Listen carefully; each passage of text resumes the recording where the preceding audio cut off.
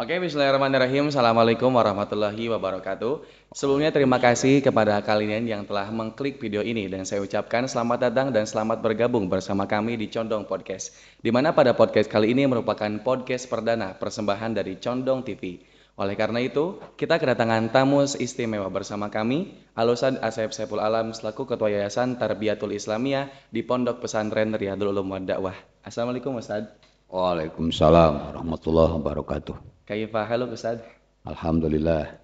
Ahlan wa sahlan saya ucapkan dan terima kasih banyak telah meluangkan waktunya untuk dapat bergabung bersama kami di Codong Podcast. Di mana pada kesempatan kali ini kita akan membahas tentang sejarah pesantren, perkembangan pesantren hingga sekarang menjadi salah satu pesantren terpesat yang ada di kota Tasikmalaya.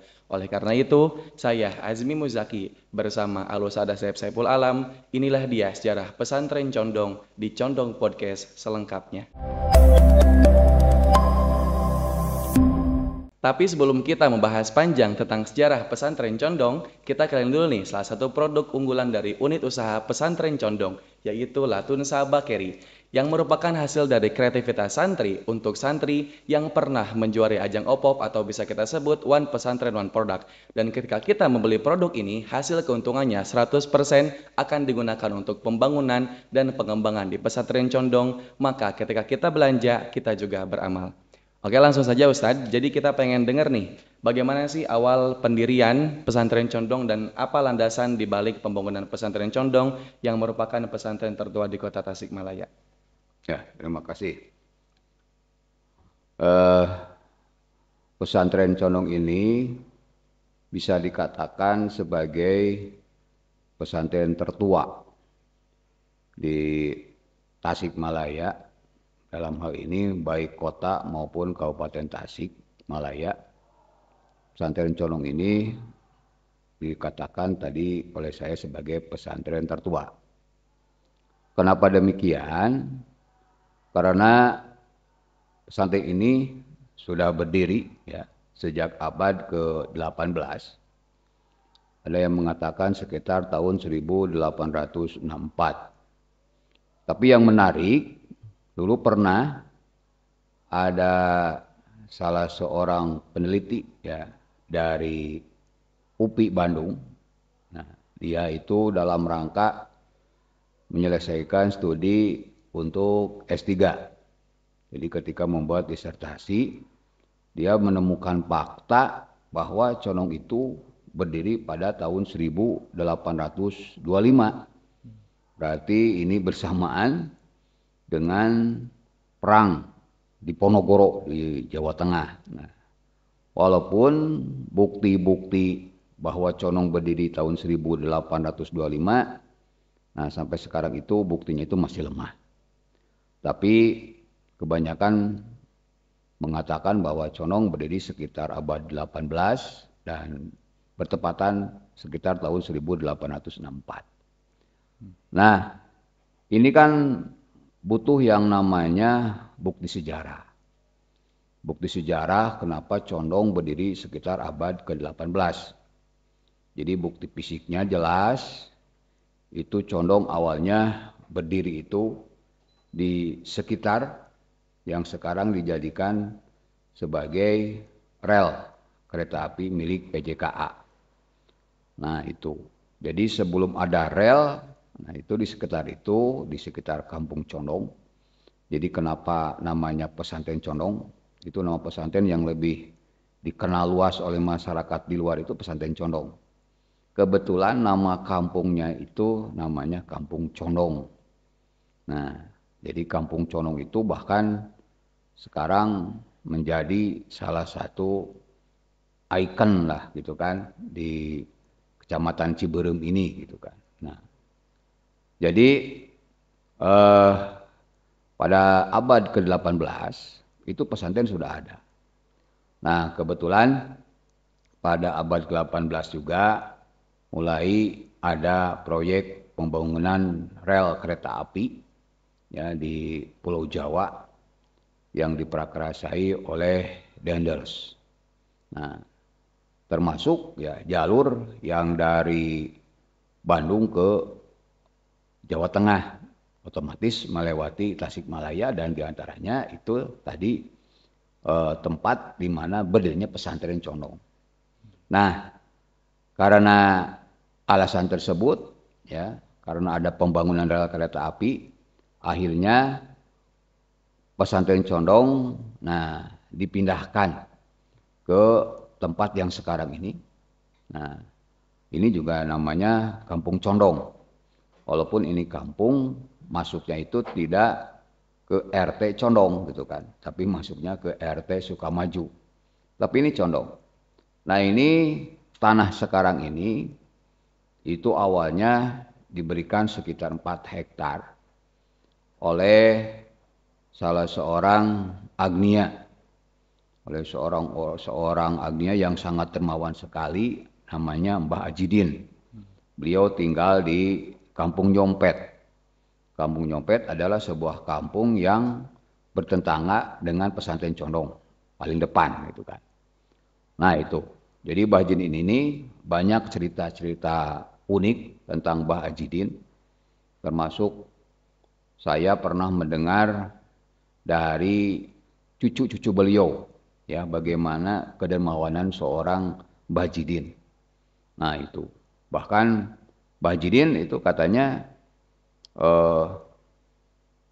selain memiliki tanah yang sekarang diwakafkan ke pesantren Condong, dia juga punya lahan-lahan tanah hampir sekitar, kalau sekarang itu mungkin bisa dikatakan hampir bisa 1 RT lah gitu. Itu milik beliau. Nah ini luar biasa seorang Mbah Jidin, dan beliau sekarang dulu makamnya di namanya itu Kebon Suuk.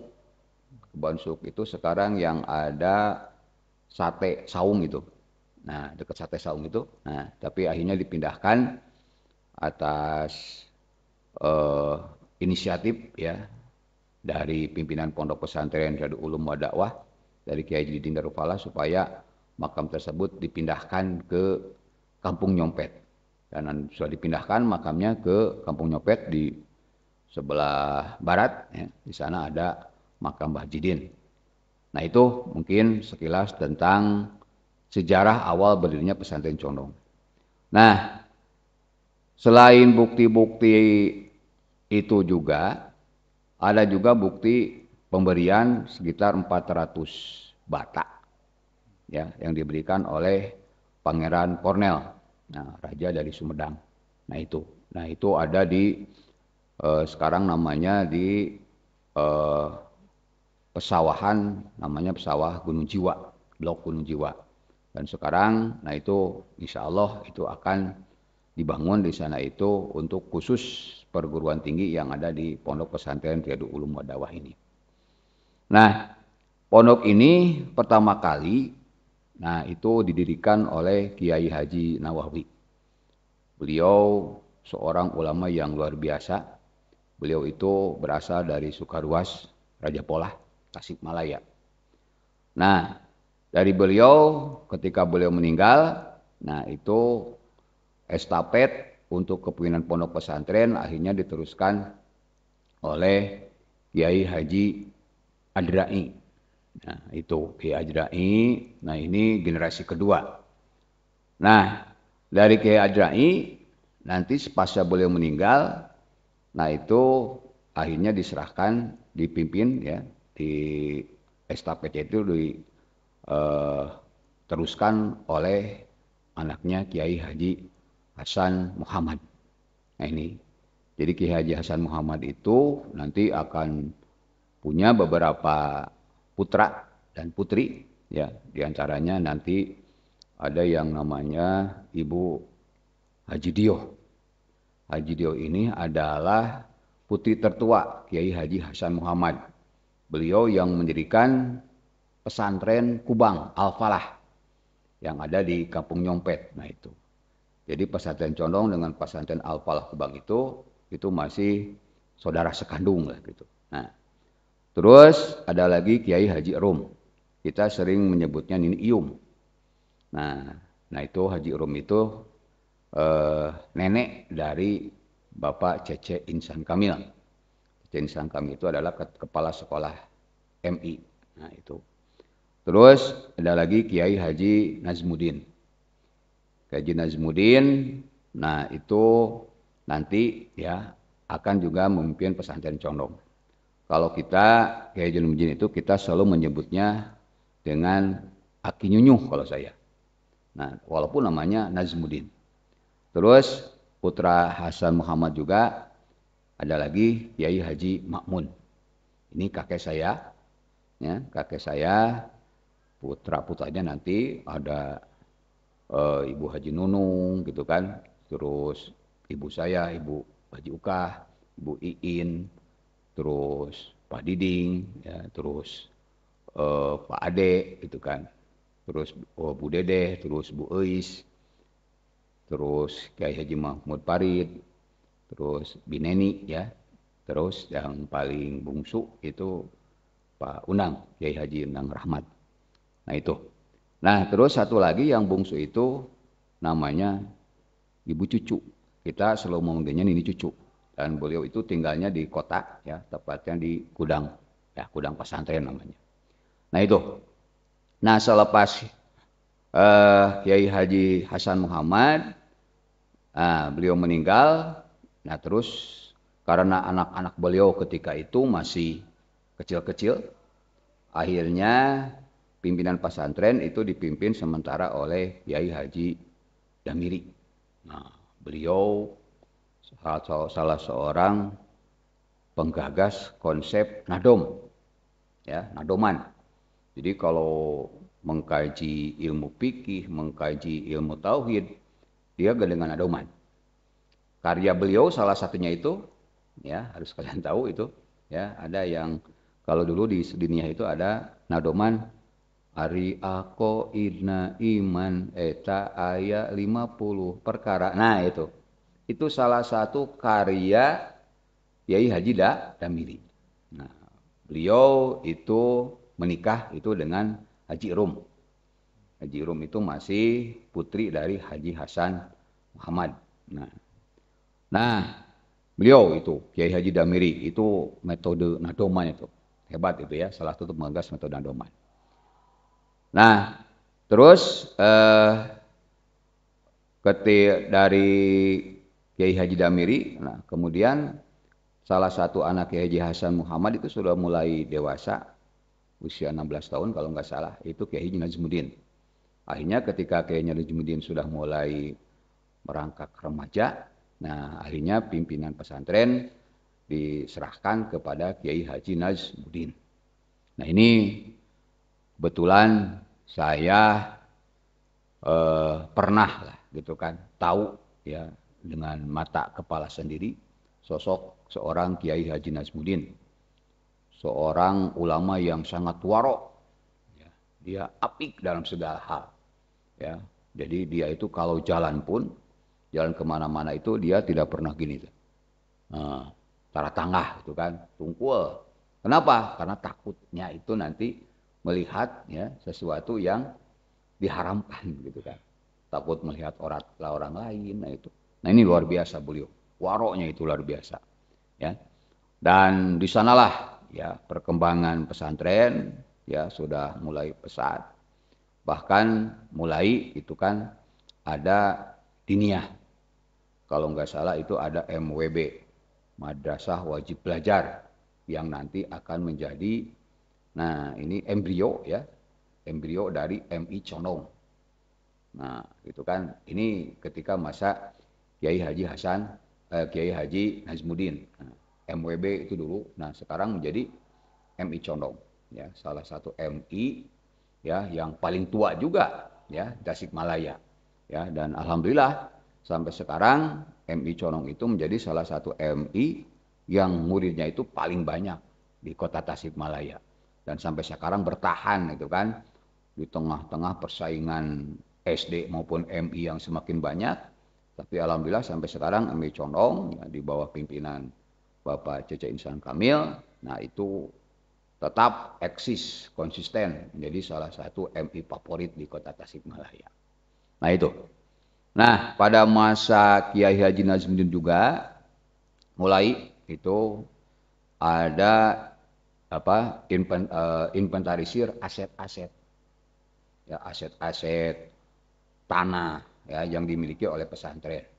Nah, untuk mengamankan aset-aset ini, nah beliau gitu kan akhirnya mendirikan yayasan pada tahun 1984. Itu tadi namanya Yayasan Tarbiyatul Islamiyah. Nah, ini yang menarik itu kenapa nama yayasannya itu berbeda dengan nama pesantren. Ya. Nah, kalau yang lain yayasan, misalkan yayasan pesantren anu, kalau di sini beda. Kenapa? Karena di sini di Corong itu ya yang berdiri itu bukan yayasan dulu tapi pesantren dulu. Nah, jadi eh, kalau misalkan nama yayasannya sama dengan nama pesantren seolah-olah gitu kan, yayasanlah yang pertama kali dulu berdiri gitu kan, padahal jauh ya. Yayasan baru berdiri itu pada tahun 1984. Nah, ketika masa Kiai Haji Najmuddin, nah itu dalam rangka untuk menyelamatkan ya aset-aset pondok yang sudah mulai alhamdulillah lah berkembang. Nah, ini. Nah, ini beliau juga memberdayakan orang masyarakat sekitar, tokoh sekitar. Nah, ya yang saya tahu itu ada tokoh masyarakat di Kampung Lewiginsa yang sangat berjasa sekali ya dalam kontribusinya membentuk yayasan ini, namanya Pak Haji Iri. Ya, Pak Haji Iri, beliau udah meninggal. Nah, itu beliau sangat berjasa sekali lah kontribusinya dalam membentuk yayasan ini. Nah, ketika masa Kiai Haji Najmuddin, nah Condong masih eksis, konsisten gitu kan ketika itu eh, metode pendidikan pesantren itu salafiyah murni ya dalam arti masih eksis gitu kan mengkaji kitab-kitab kuning walaupun sudah mulai ada pendidikan diniyah nah tadi ya kayak MI gitu kan. Nah, itu. Nah, beliau tadi seorang yang sangat luar biasa sekali ya karena saya sendiri pernah lah ya pernah walaupun tidak lama gitu kan ketika itu saya masih SD masih SMP gitu kan bagaimana sosok beliau yang sangat luar biasa dan yang luar biasa juga harismanya itu luar biasa. Nah, beliau meninggal kalau nggak salah sekitar 1985 kalau nggak salah ya. Nah, itu dan meninggalnya beliau juga itu semua orang bikin kaget ya karena siangnya itu kan beliau itu melihat-lihat makam yang sebelah sana.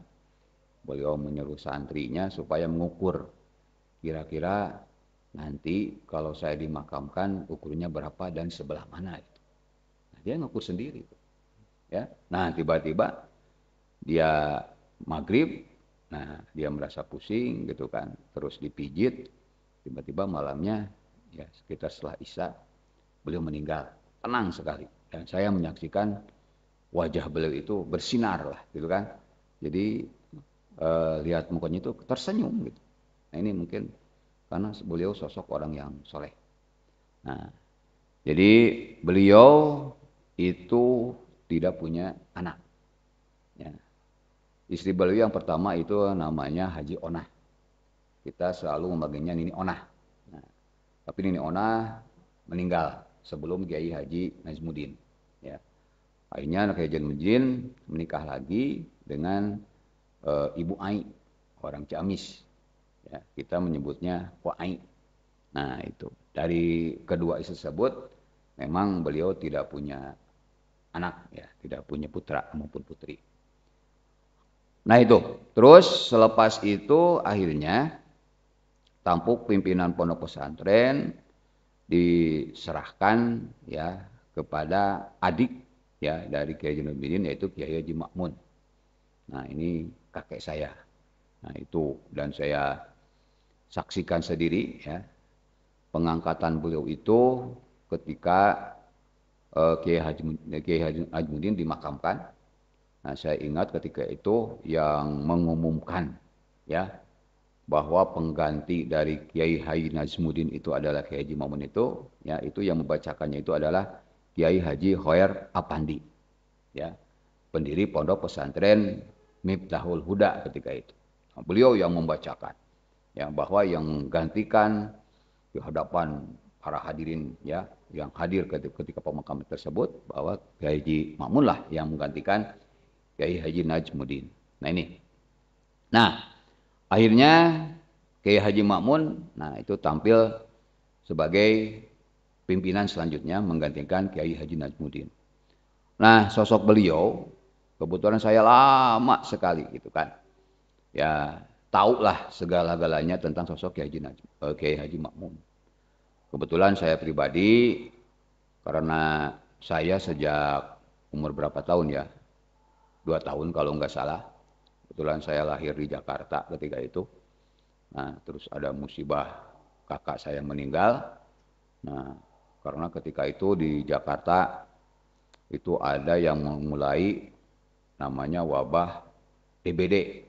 Nah, kalau sekarang seperti mulai ada wabah COVID, no, gitu kan. Nah, itu kakak saya meninggal, akhirnya saya diungsikan ya ke sini, dibawa ke Condong.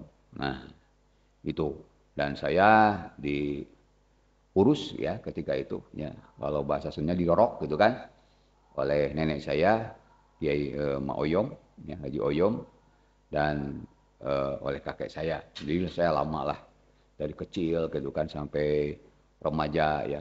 Ya itu saya di apa tinggal gitu kan bersama beliau ya karena dirorok bahasanya gitu kan.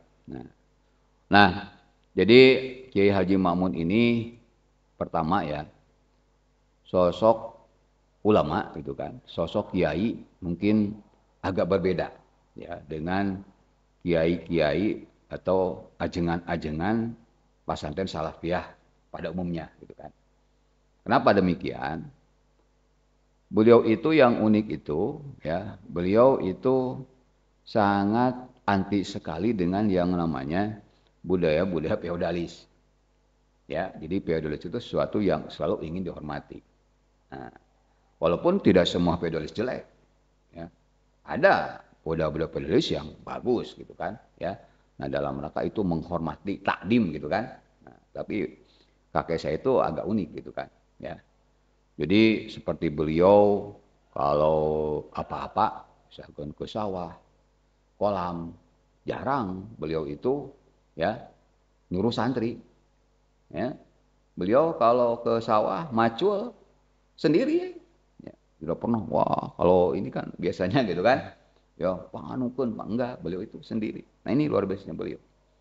Nah, jadi beliau seorang ulama yang dia itu bahkan dulu ya saya ingat itu dulu ketika saya kecil dicium tangan juga beliau enggan ya nggak mau dia wah gitu kan nah itu ya nah dan beliau itu tidak mau itu kan sosok yang selalu dikutus-kutuskan oleh orang itu kan nah, itu ya itu mungkin ya, perbedaan dengan yang lain. Nah beliau juga seorang yang sangat visioner. Jadi beliau itu condong ke depan harus gimana-gimana, itu sudah ada dalam benak beliau. Ya. Nah, termasuk ada SMP, ada SMA nanti, sampai ada perguruan tinggi, Setiabi dan ITBRU. Nah, itu kan dalam rangka kita itu untuk merealisasikan ya visi-visi beliau dulu begitu. Ya. Saya ingat beliau sebelum meninggal, ya beliau itu selain seorang pimpinan pesantren, kiai pesantren, beliau juga seorang guru, ya, guru SD. Ya. Jadi beliau juga PNS, ya, PNS beliau juga guru SD, kalau nggak salah di SD Ciberem. Ya, nah itu. Jadi beliau itu selain suka mutolaah kitab-kitab kuning, jadi mutolaah terus. Beliau juga itu hobi membaca, baca buku, baca koran gitu kan. Sehingga wawasan agama dengan wawasan pengetahuan umum itu berimbang beliau. Ini yang saya kagumi besok ya Haji Makmun gitu kan. Nah, itu tadi beliau sebelum meninggal itu beliau nah itu mewasiatkan kepada anak-anaknya, cucu-cucunya, nah beliau itu supaya ingat kata-kata beliau jadi condong itu jangan sampai berhenti sampai tingkat SMA. Tapi harus lanjut sampai perguruan tinggi. Nah itu amanat beliau. Ya, sehingga adanya Setiabi, adanya ITBRU, nah itu adalah salah satu visi ya dari Kiai Haji Makmun. Jadi anak-anak beliau, cucu beliau itu merealisasikan apa keinginan ya wasiat dari Kiai Haji Ma'mun. Ya, nah itu. Nah, jadi ketika masa Kiai Haji Ma'mun inilah, nah condong mulai tampil beda. Ya, nah kebetulan putra-putra beliau itu diantaranya Kiai Haji Mahmud Farid, terus Kiai Haji Enang Rahmat. Nah, oleh beliau sengaja dipesantrenkan di Gontor. Nah, dari sana ketika Pak Mahmud kembali pulang dari Gontor, mungkin di Condong, akhirnya mulailah ya dimasukkan pembelajaran bahasa Arab dan bahasa Inggris. Nah itu, ini dalam rangka awalnya itu supaya, kenapa bahasa Arab? Supaya nanti ketika ngaji kitab itu, ngalogat tidak terlalu sulit. Karena bahasa Arabnya sudah bisa gitu kan. Nah, juga dalam rangka bahwa ya santri teh kalau mau apa, kalau Sunda mah ulah keuleun. Tahu keuleun? Jadi keuleun teh hanya ya fokus pada itu aja lah gitu kan. Nah ini akhirnya mulailah ada itu tadi dipadukan dengan pembelajaran bahasa Arab dan bahasa Inggris Gontor. Nah gitu. Nah berkembang ya. Nah yang pada akhirnya pada tahun 2001 ya. 2001 2002. Pendirian SMA. Nah, 2001. 2001 ya. Nah, mulailah didirikan ya SMP terpadu Hilalul Ulum wa Dakwah. Terus setelah itu nanti 2004 didirikan SMA terpadu Riyadul Ulum. Nah itu ya. Nah, jadi dalam perkembangannya ya, pesantren Condong juga pernah mengalami sebuah hal yang sangat luar biasa, dan ini menjadi sejarah ya, entah sejarah kelam atau sejarah apalah namanya ya, tapi ini juga yang membuat Condong menjadi terkenal ya. Nah, kalau diibaratkan dulu ada sinetron namanya Sengsara Membawa Nikmat. Awalnya sengsara tapi membawa nikmat luar biasa gitu kan ya. Nah, itu. Nah, terjadi yang namanya peristiwa kerusuhan Tasikmalaya tahun 1996 ya. Nah, itu kerusuhan Tasik.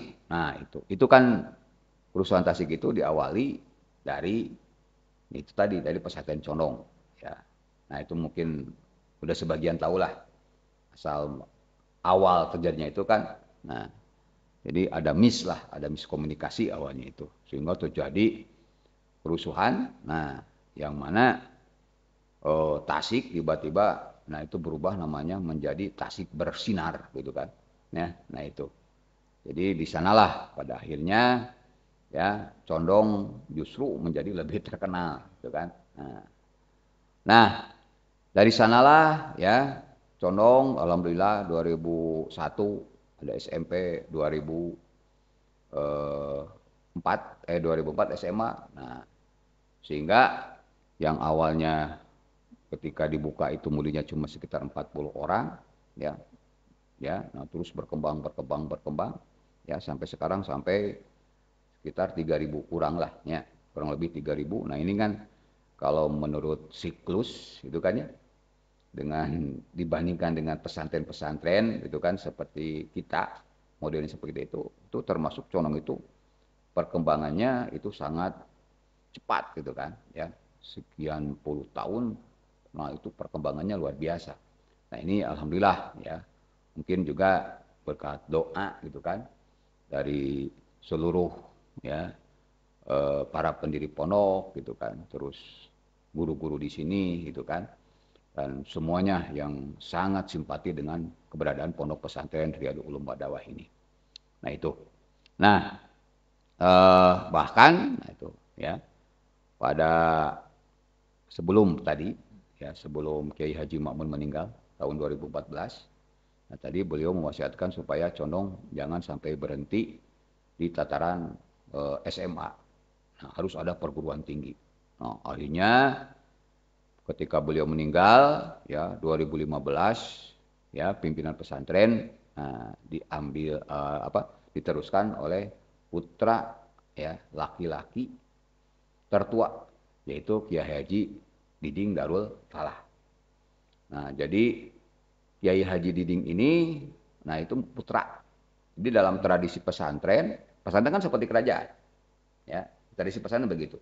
Jadi yang menggantikannya itu, nah pertama harus anak laki-laki, nah ya harus anak laki-laki, seperti kerajaan begitu. Kebetulan Pak Diding sebagai anak tertua laki-laki, ya. Nah akhirnya diangkat sebagai pimpinan Pondok Pesantren Riyadul Ulum wa Dakwah sampai sekarang. Nah itu. Nah ternyata alhamdulillah 2015 kita bergerak supaya apa yang diwasiatkan oleh Kiai Haji Makmun supaya kita membentuk perguruan tinggi terus bergerak. Bergerak 2015, alhamdulillah 2019 tepatnya Agustus ya kita sudah mendapatkan SK pendirian ya Sekolah Tinggi Ilmu Adab dan Budaya Islam Setiabi. Nah, dengan 2 prodi SPI dan BSA ya. Terus dari sana juga kita berusaha mendirikan lagi ya satu lagi sekolah tinggi berupa institut. Nah, akhirnya 2022. Nah, alhamdulillah berdiri yang namanya Institut Teknologi dan Bisnis Riyadul Ulum ITB. Nah, dan kita itu sekarang lagi proses gitu kan, supaya antara Setiabi dan ITB ini itu disinergikan jadi satu kesatuan, jadi sebuah universitas. Nah, jadi mudah-mudahan 2025, nah itu perguruan tinggi yang ada di Condong itu sudah menjadi sebuah universitas.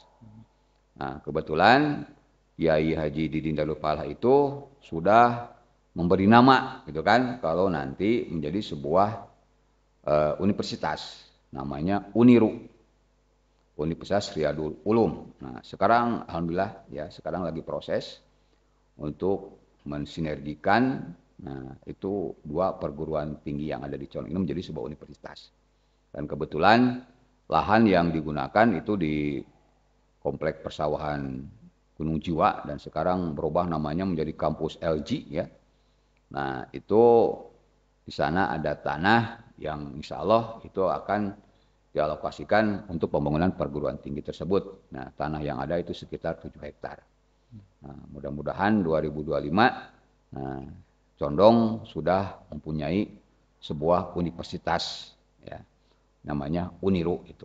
Nah, itu saja mungkin ya. Oke, berarti bisa kena dengar ya penonton, bahwasanya pesantren Condong ini didirikan pada abad ke-18, tepatnya pada tahun 1864. Dan ada sebagian mahasiswa UPI yang meneliti bahwasanya pesantren Condong itu didirikan pada tahun 1825 ya Ustaz? Iya. 1825 dan itu merupakan salah satu penelitian yang diteliti oleh mahasiswa UPI. Dan kita juga bisa simpulkan bahwasanya pesantren Condong ini didirikan oleh sosok ulama karismatik yang bernama Kiai Haji Nawawi, di mana beliau merupakan seseorang ulama yang sangat tawadhu atau karismatik terhadap kepemimpinannya. Lalu kita juga bisa menyimpulkan bahwasanya Condong ini mempunyai 3 sintesa kurikulum. Yang pertama yaitu kurikulum pendidikan salafiyah, yang kedua yaitu kurikulum pendidikan modern Darussalam Gontor, dan yang ketiga yaitu kurikulum pendidikan nasional. Dan untuk yang terkalinya ya Ustadz, adakah harapan bahwasanya pesantren Condong itu untuk kedepannya? Harapan Ustadz apa sih seperti itu? Harapan Condong ke depan itu para stakeholder di Condong itu sekarang sudah mulai berpikir untuk melebarkan sayap pesantren Condong.